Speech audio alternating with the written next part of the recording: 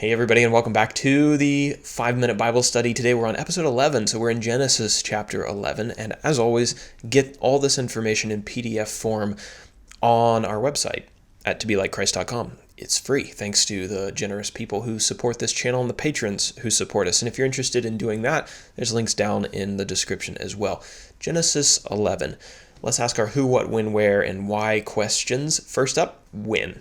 When did the events of chapter 11 take place? Well, the lifespan of human beings decreased very rapidly after the flood of Noah's day. Most historians date the flood to approximately 2350 BC.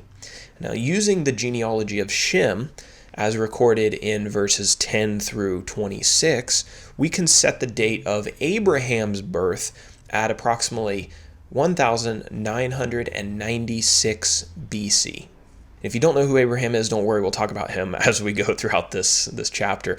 It's funny to me that my brother was born on 1996 AD, and Abraham was born around 1996 BC.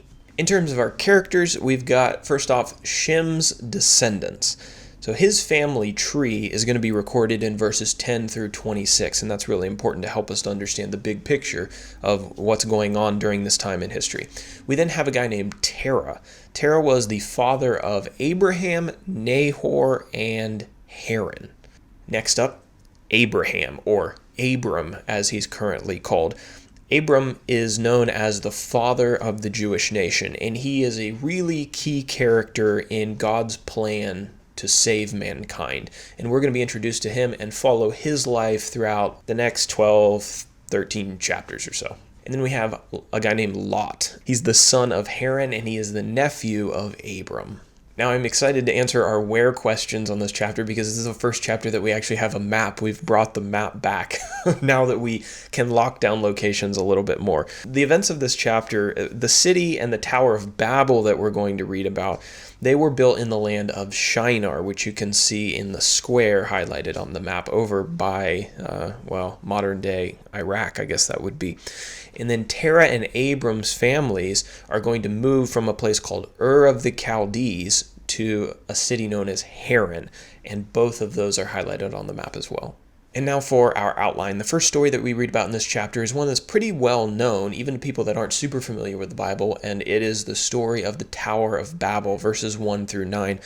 So at this point in history, the whole world spoke the same language, and many of them lived in a place called the land of Shinar. The people decided that they were going to, quote, make a name for themselves by building a city and a tower that reached to heaven. But God had other plans for the history of humanity. After inspecting their work, God decided to separate them so they would scatter across the face of the earth rather than accumulating in one place. And so he divided their languages so that they couldn't communicate with one another. And all of the confusion resulted in them abandoning the tower project and dispersing, quote, over the face of all of the earth. And the city and the tower became known as Babel because it was there that God divided the languages of the earth. And it's part of the reason we have such a diversity that we see today. The second section, verses 10 through 26, is not quite as exciting in terms of the storytelling narrative. It's the genealogy of Shem, verses 10 through 26. And for the sake of completeness, I will read through all of this, even though you might fall asleep. Shem fathered Arpachshad at 100 years old, and he died when he was 600 years old. Arpachshad fathered Shelah at 35, and he died at 483. So you remember Adam, Noah, they were living to like 900 years. You notice how dramatically the lifespans are being cut down now after the flood. Next up, Shelah fathered Eber at 30, and he died at 433. Eber fathered Peleg, probably Peleg, and when he was 34, and he died at 464. Peleg fathered Reu at 30. He died at 239. Reu fathered Serug at 32, and he died at 239. Serug fathered Nahor at 30 years old, and he died at 230 years old. And then Nahor fathered Terah at 29 years old, and he died at the age of 148. And then the next section, verses 27 through 32, this is really important because these characters are going to be featured in the next couple chapters. This is the family of Terah. At 70 years old, Terah fathered Abram, Nahor, and Haran.